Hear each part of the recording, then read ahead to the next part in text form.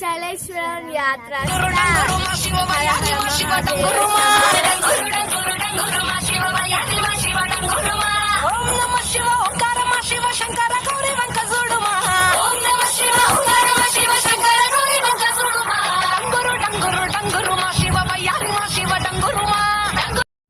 శైలేశ్వరం యాత్ర ఒక అద్భుతం, కానీ దాని దర్శనానికి ఉండాలి అదృష్టం.